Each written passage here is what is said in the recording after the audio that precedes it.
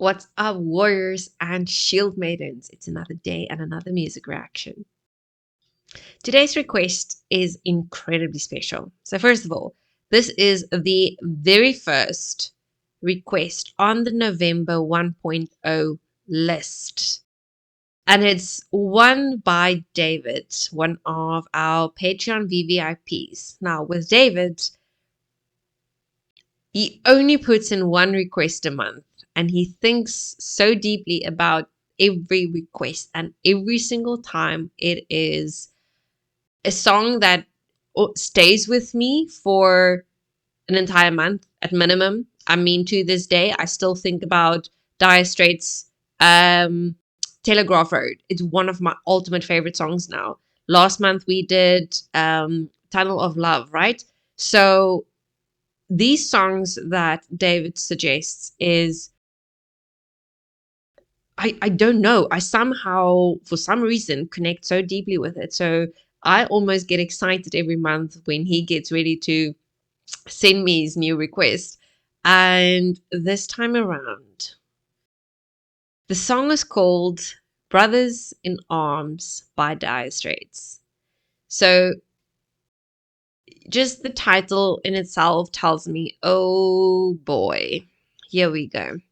This is going to be absolutely my type of music, just because there's going to be a story behind this, meaningful story. Not only because we know Dire Straits and just how they write their music, but also because David won't suggest something that actually has zero meaning. So considering that, David, you took an entire month to think which song is really going to be the best one for November, I am so keen and I can't wait for this one. I think my voice is almost like getting shaky because I'm worried about what to expect for this song. I just, whew, yeah, look there. My eyes are getting teary for no freaking apparent reason. But I think it's just because I can already tell this is going to be about wars and soldiers and military. So here we go, guys. Here we go. I need to drink more coffee so my caffeine intake is so high I don't get emotional. earlier today I was perfectly fine. Like, I was feeling strong. I could do any song no matter how sad. I was fine because I had enough coffee. Now I haven't had coffee in a while, so I'm feeling a bit fragile. Okay, let's give it up for Dire Straits.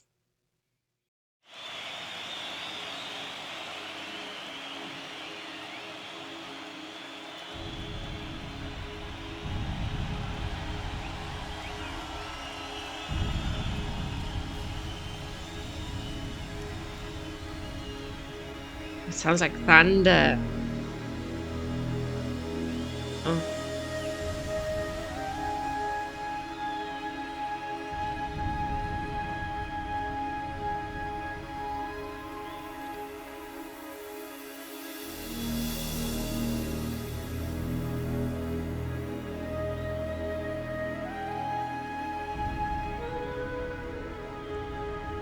That's beautiful.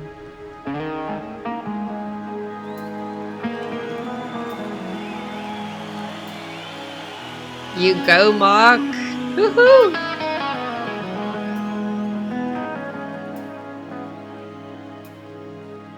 Him and his sweatbands, headbands.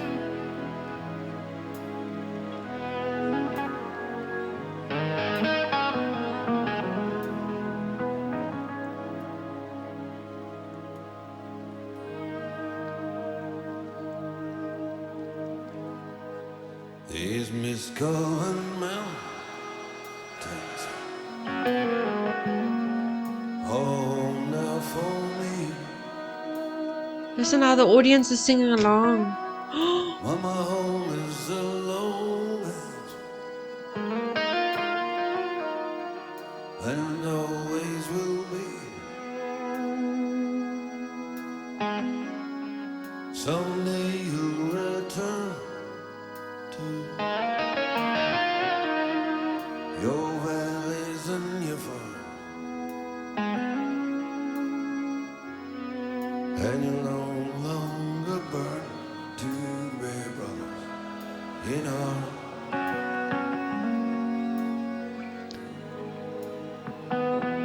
The kids of back then just wanted to serve, but then when they realized what it really means to serve, they wish they never signed up. They never enrolled. Enlisted, that's the right word. Through these fields of destruction, baptisms of fire, I witness your suffering as the battle raised high. And though they did hurt me so bad, the fear and the love, you did not desert me, my brothers in arms.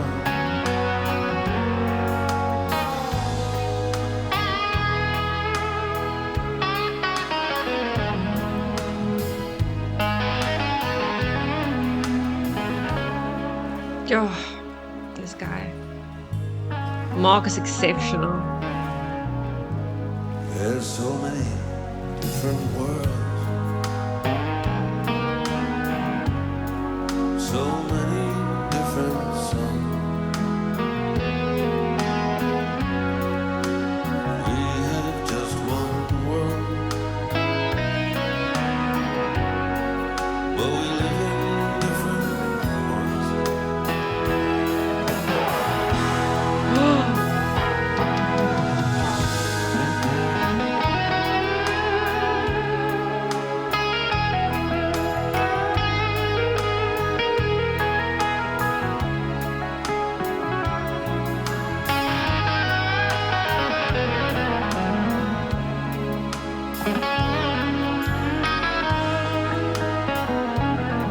I love watching him perform. Well, the whole band, really. Their energy is so pure. Now the sun's gone to hell. Got the moon riding high. Let me bid you farewell. Every man has to die. What is written in the starlight, and every line in your power. We are fools to make war on our brothers in arms.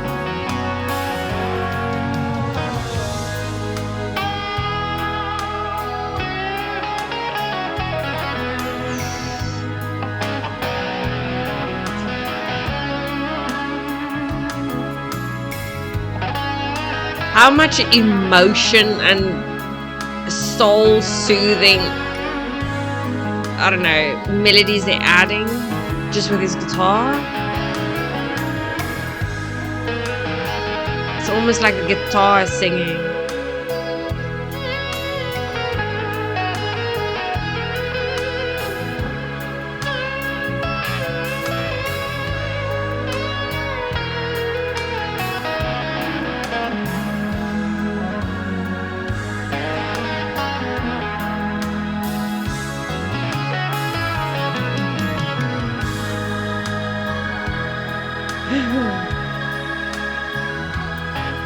Oh.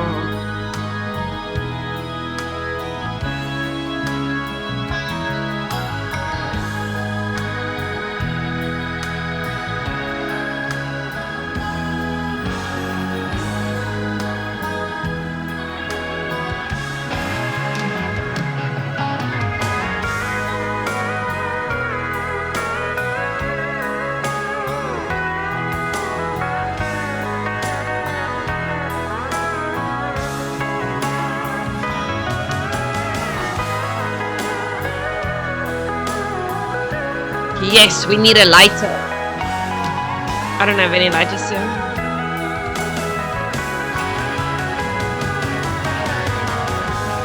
Woo! Nice.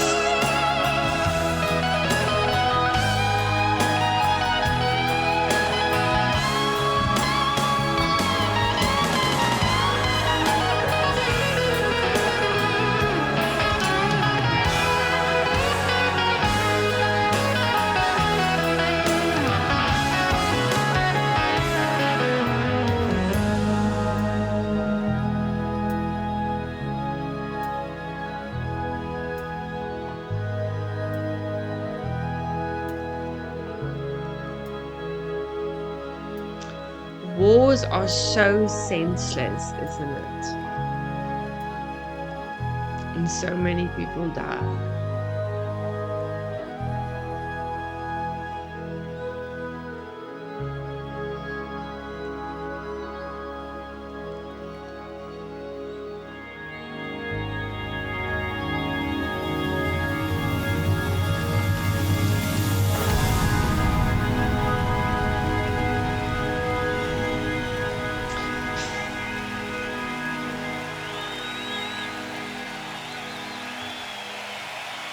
I love this. I love this. I love this. I love this. Um,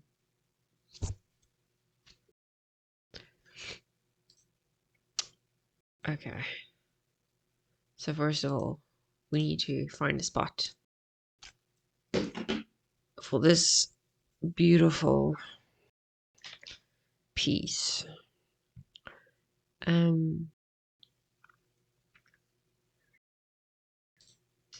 Real Warrior Mixtape.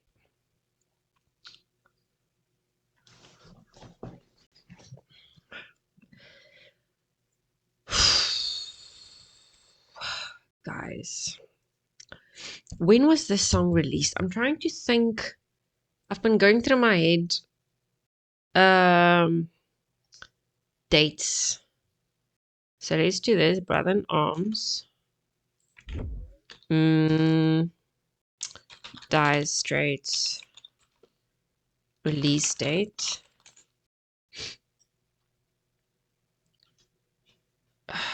Because it was definitely a specific war that they were referencing here. And I don't know what's it. World War. I think World War Two. No, that's too late. World War One. Or so it was released in 85. 85. Which wars were going on in the 80s? And they're from the UK, no? British. So was it not? Who was Britain fighting in the 80s?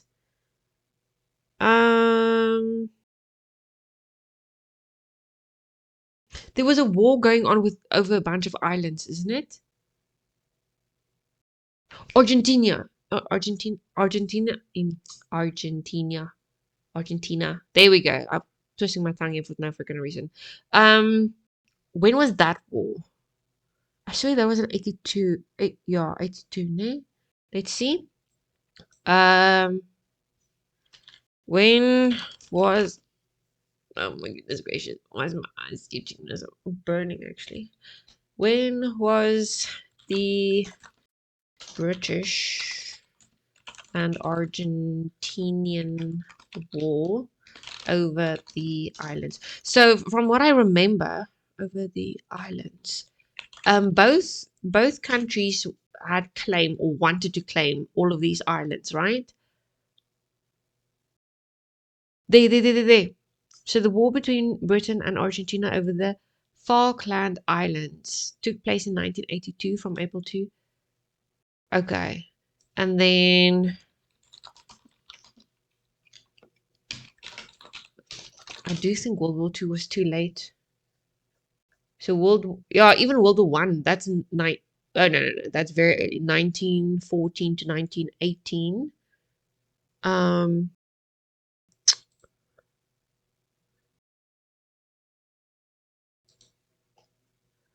But I mean, which countries were involved? It would have been three or more major superpowers. I know even my people were fighting. Okay, so how about we do this? Dire Straits, I do believe we need to 100% go and read the lyrics because it's just too beautiful not to do it. Brother in Arms, Genius, lyrics. Okay, let me put it up on the screen. There. Okay, oh, let me show you.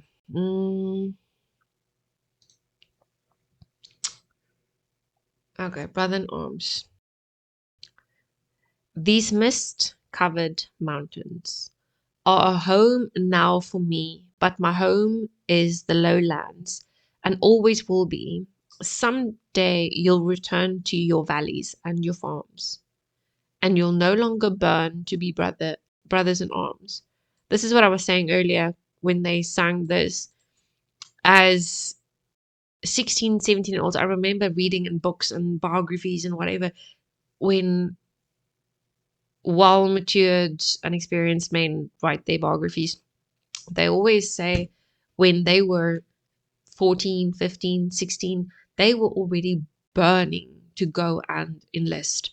All they wanted to do was to become a soldier or reach a certain rank. They wanted to go fight for their country, and they wanted to um they were so passionate. They would even, I want to go fight those, I want to go shoot those darn whatever country or whatever enemy they had at the time. I'm not even going to say it now.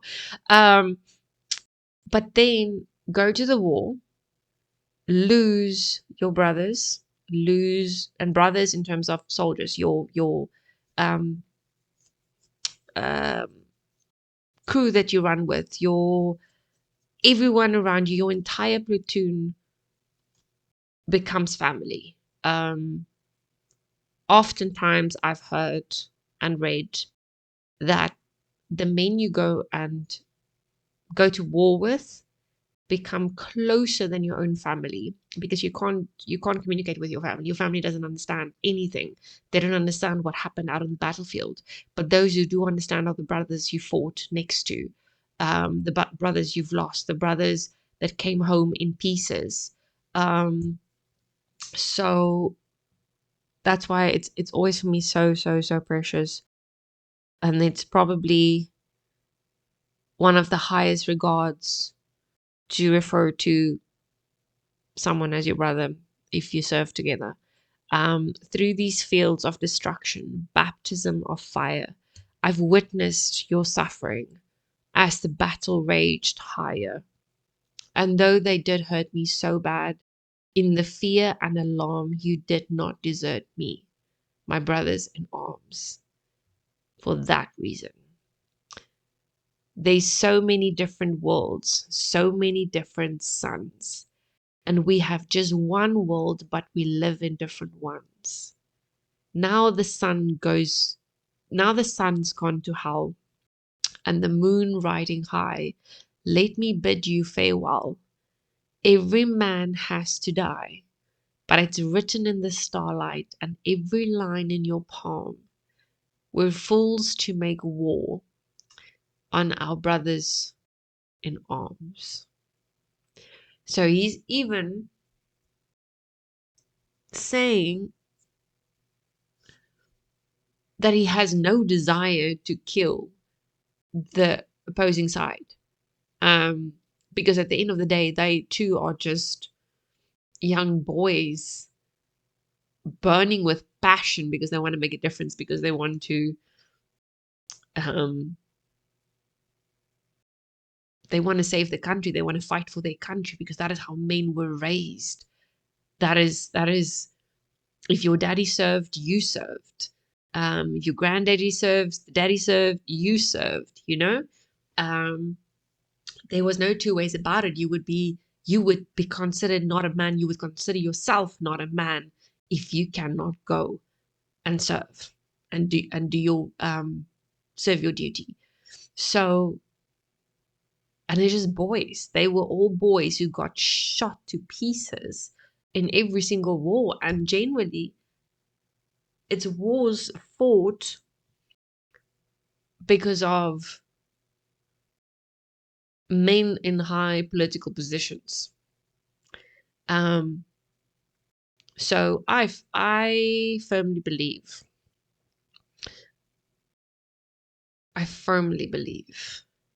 if any politician wants to call for war, he needs to go stand on the front lines. Go take part in the war. Let's see how necessary that war then really is. Like, I fully understand and comprehend the need for conquering. I get it. Um, I mean, we in South Africa, and I was explaining a bit of the history in a previous reaction that I did. We settled, we didn't conquer when we came to South Africa 400 years ago. And today we're reaping the fruits for not conquering, but settling.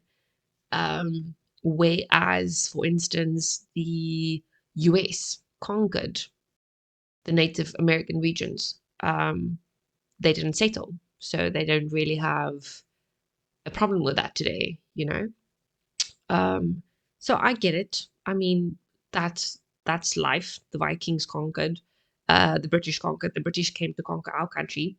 That's why we became Commonwealth, is because the British put our men, women our women and children in concentration camps, and because of the nature of our men, and family is everything for the Boer, and so they lay down their weapons. They could have won the war, knowing our men and our military and our strength. We would have won the war, but at the price of our women and children. So what is the point of winning then? Um, so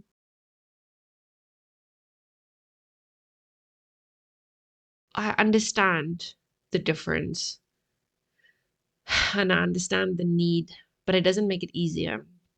And I don't think it makes it easier on any soldier coming home from that and realizing, but hold on, half or three quarters of my platoon is dead, lying in a ditch. For what? For what? Over oil, over minerals, over religion, over some dispute? And it's unfortunately the higher ups, they don't value the lives at the bottom. They don't value the lives that need to go to war. Um,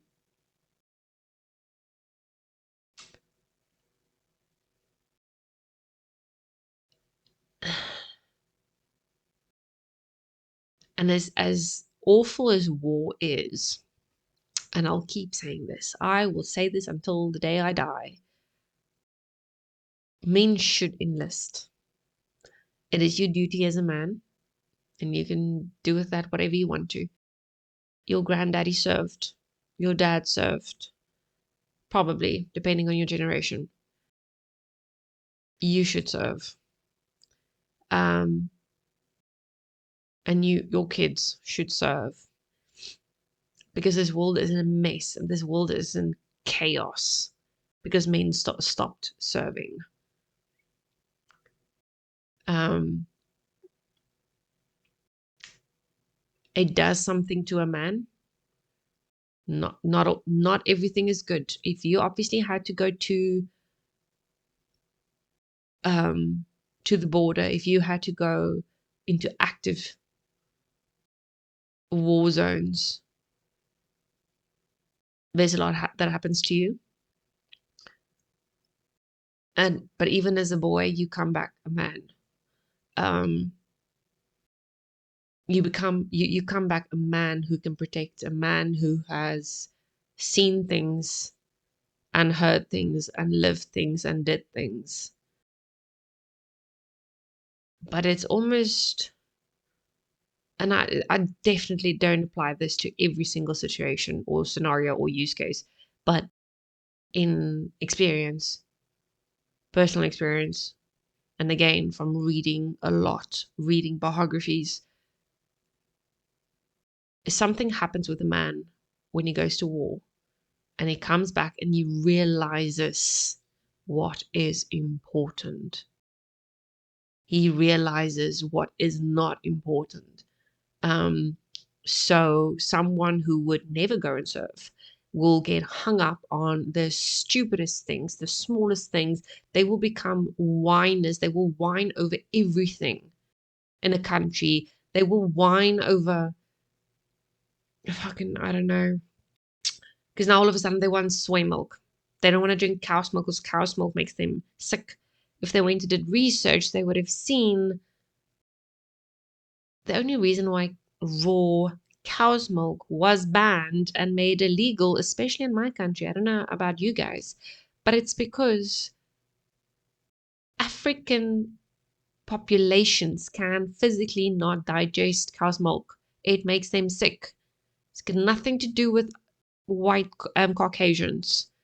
Our digestive system can process and digest raw cow's milk. We need the enzymes. We need the probiotics. We need the calcium. African cultures, on the other hand, their digestive system works differently. And then all of a sudden, that narrative got pushed onto us. So now you have a bunch of whiners who's too filled with estrogen. They have never seen an active war zone. They've never had bullets flying to their head. They've never had to lose a brother right next to them. So they do not understand that the fucking soy milk, or the fact that there is no soy milk, or whatever, is not important. What is important, that you have a family that you need to protect, a family that you love, family that you care for. What fucking gender you feel like is also not important, because it means you have a mental illness. And if you went to war and you saw your brothers die, and if you had to fight for someone else's narrative and someone else's agenda that had no business killing hundreds and thousands of soldiers, you would have rather gotten help. But in the first place, that never would have happened to you. You would firmly believe that you're a man because you were born with a ding dong. The ripple effects of men not serving is endless, and we're seeing everything in 2025. So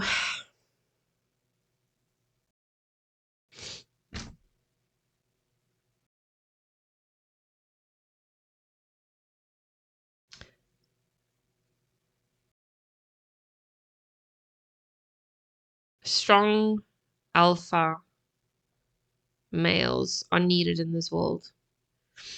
And if you are privileged enough to know a veteran, if you are privileged enough to be able to visit veterans, go listen to their stories, listen to what they can actually talk about, or at least spend time with them. I mean, there's countless veterans that are not in the state where they don't fit in with society anymore, because society has become unbearable. Because now remember, they were removed from society for a period when they went off to wherever, God knows where, to go and serve. And then they come back and they get a shock like this to see that we're in chaos and there's fucking rainbows painted everywhere. And there's people that they quite frankly look like clowns. They walk around with clowns, they wear clown clothes, they wear tutus. You come back to that, and that's already too much to take in. That is just scarring for fucking everyone. So they end up almost more broken because they have to come back to that. And it's not just that. I'm using one example. There is so much that triggers old veterans, anything. So they end up in facilities if they're lucky enough. Otherwise, they end up on the streets because they don't know how to communicate with their families anymore. Their families run out of patience because they don't know. It's not the same person who came back. They don't know how to communicate with their dad or their husband anymore, or their granddad. So eventually, these soldiers, the same soldiers who went to fight for us, to protect us and our countries and our families and for crap agendas, they end up so alone and eventually dead. So if you are privileged enough to know of a facility, and I believe in the US that's very big. There's a lot of facilities for veterans to go to and get help and get therapy and physio and whatever it is that they need. By us, we don't have those things. But go there and spend time with them. If you have a service dog, again, I know this is in the US. Let your service dog or service animal, sometimes even horses are used, to go and just help these vets through, or give them a good day. Because when last did they have a good day? Um, just take care of your vets, guys. I don't know. I don't know the UK that well, so I don't know what facilities are there. I don't know how well they take care of their veterans. I really don't. Um, I wish I did, but yeah, I think moral of the story: make a difference. Make a difference. Raise your kids well. Raise your kids to go to the military. Um, because those are the generations that need to set right whatever the fuck it is that we did here. Because this is a mess. We live in a mess, and we need to set this right. Um, we need strong men and women again, because a few generations now is completely useless. They're just whining. That's all. Um, and if you are a few of the vets who still raised your kids well, good on you. Good for you, because it's you and it's those kids that we're going to rely on to get us out of this, to build a better world again, to build everything up from scratch. Because right now it's burning down.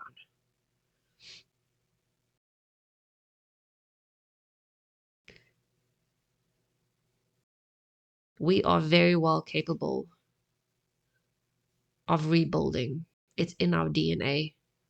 It's what we do, it's what we were made for. AKA, if you believe, like me, in being that we are all genetically modified. Um, but Caucasians were built to,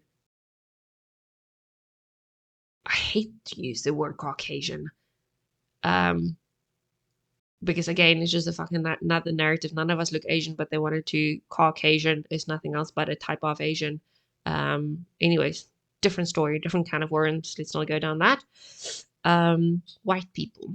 So genetically modified white people were made to, and this is just my theory, relax, sit down, breathe, inhala, exhala.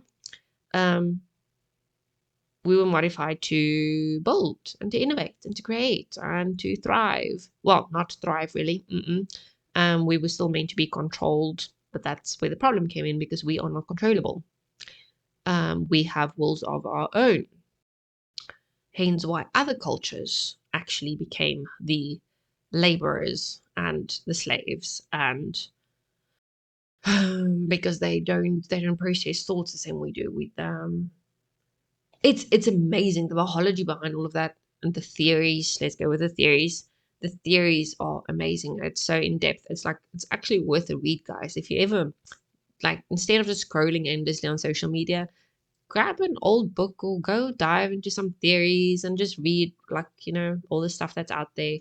It's always good to throw yourself into knowledge. I'm on a very new path. Well, not new path, but cleansing, let's call it. You guys know I don't have lots of social media profiles. I quite literally only have YouTube. I have Twitch, which I don't even use. And I have an X profile, and that's it. My X profile is all about politics and bullshit and whatever. And YouTube, well, kind of can't leave politics out now, can I? Because that is just my reality. That is your reality. And you guys just apparently love sending me shit that kind of just makes my lid pop, and I kind of have to talk about it. Yeah, you can't shut me up. Sorry, Nate. I don't have a filter whatsoever, even less so when I have coffee in my system. Um, so so I actually uninstalled both YouTube and I have Patreon too, obviously, for my members. But I uninstalled all the apps from my phone. I uninstalled Netflix a while ago because of all their woke bullshit and pushing down woke animations and whatever down our children's throats. So I uninstalled it. And now I only read. I read books every free moment that I have when I go to bed. That's what I do until I fall asleep. And it is so liberating because I have not had time for years to actually read. So generally my excuse was I'm too tired at the end of the day after working 17, 18 hours. I just want to watch Netflix so that I can fall asleep. No, now I just stop. Now I work an hour or two less and I just make sure that I'm fresh enough to go and read. And it's made such a difference in my mental state, my day to day. It's incredible. It is incredible. And I'm just absorbing all of this information and knowledge, and I just want more. And because I just get more fired up the more I know. But anyway, that is me, guys. Sorry for rambling for 36 minutes. This was just David. You kind of know. I think you know by now. You know well enough that songs like this is gonna really get to me. Um, but I know you love the song. I love the song. I really do. Um, and it's pretty emotional if you let yourself feel it. So now I have two favorites, Telegraph Road and Brothers in Arms. Thank you. Have an amazing Sunday further, guys. By me, it's nighttime. I don't know, wherever you guys are in the world. David, I know you're close enough to me. I don't know if you guys have daylight savings now or not. But everyone else in the States and whichever other country, I know you guys are way before me, I think. Yeah, I think I'm ahead. Um, but anyway, I will check you guys in the next one. Thank you and goodbye.